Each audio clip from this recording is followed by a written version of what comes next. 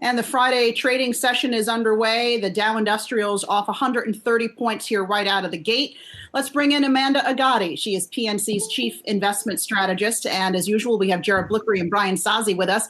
Hey, Amanda, I know that you were listening in earlier when Professor Dong of Georgetown was talking to us about the situation between the US, China, and now Hong Kong.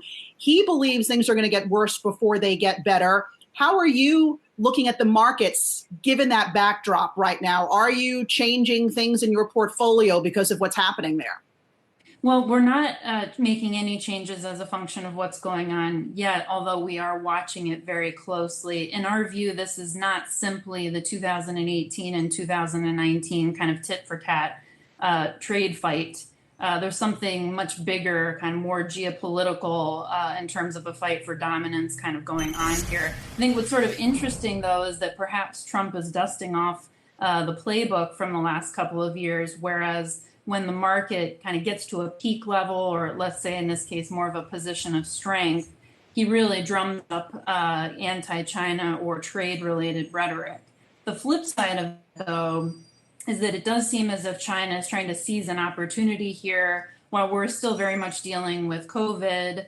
And, you know, we have this 2020 very polarizing election looming. So very, very interesting to see how this plays out. It's been largely absent from the market psyche. We'll see what happens today in Trump's press conference. I think from a market standpoint, the most important thing to watch is what Jared was talking about earlier. It's the currency markets for sure. We did see the yuan dip below that all-important 7 threshold in early March. It had been weakening ever since, and so it's very much reminiscent of when peak trade tensions occurred kind of in early fall of last year. So really important to watch going forward. Not yet clear that we need to make, grand or sweeping changes as a result. Amanda, do you think the market's simply overvalued at current levels?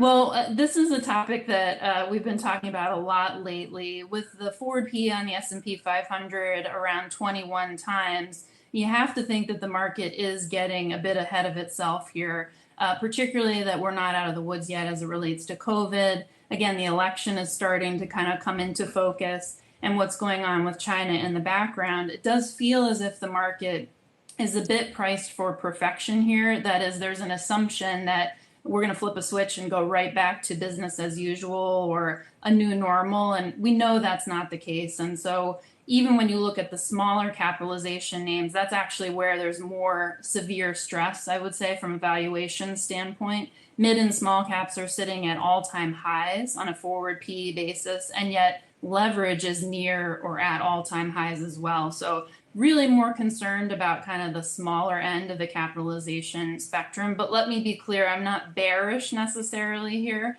I think that it's just going to take some time for the improvement in the data to come, and time for us to see how reopening plans kind of play out across the country. So this is more of a slow your roll kind of message than it really is kind of a bearish one. I like that. Slow your roll. That's a good way to put it. Yeah, exactly. We think the market may very well be in a bit of a trading range here until the data catches up.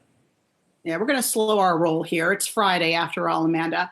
I want to talk more, though, about what a recovery might look like and what consumer spending might look like. I mean, we got personal income and spending this morning. No surprise that spending fell off a cliff, down by the most on record. But we're starting to see signs of life there.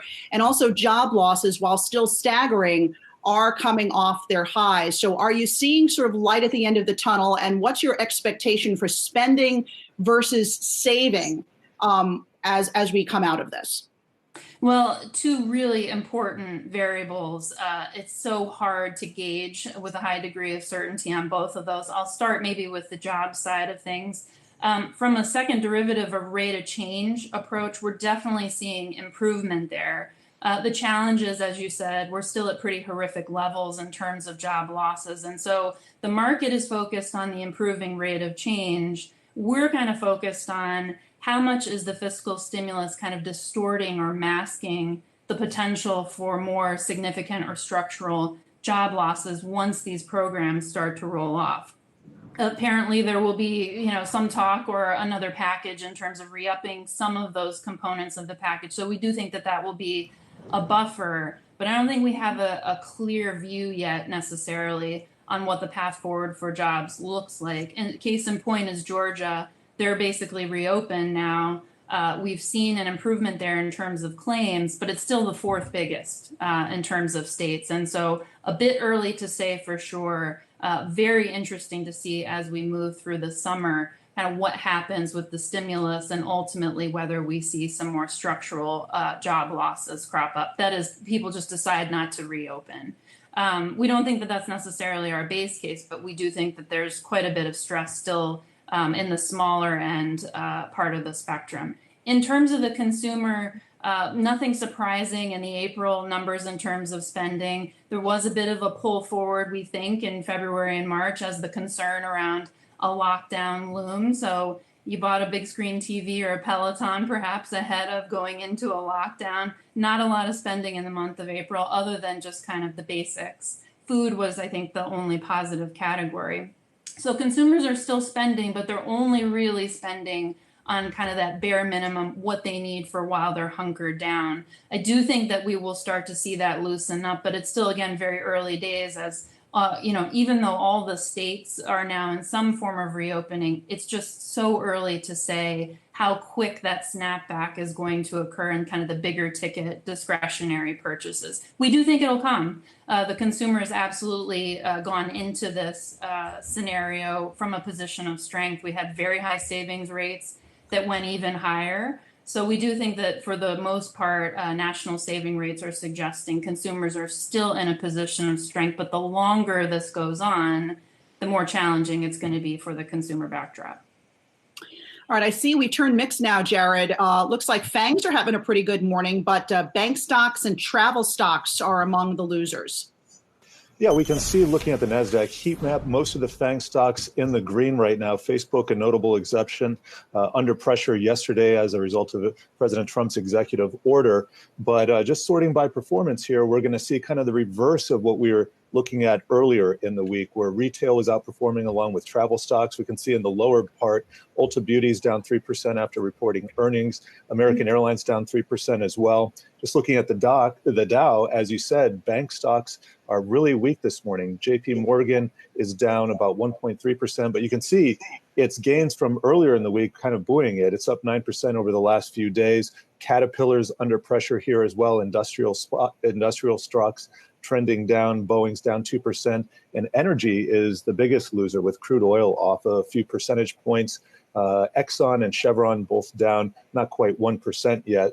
And then if we look at the sectors that are leading today, healthcare, discretionary, and tech, all in the green, while real estate, energy, financials, and industrials, the prior leaders this week, those are in the red. And we can see that if we look at the 5-day, look at those gains for real estate, for instance, 8%, and financials up 6.7%.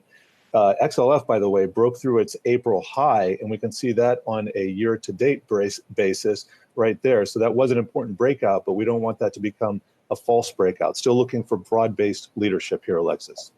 Looking for that broad-based leadership. All right, thanks, Jared. Also want to thank Amanda Agati, PNC's Chief Investment Strategist, for joining us. Have a good weekend, Amanda. Thank you, you too.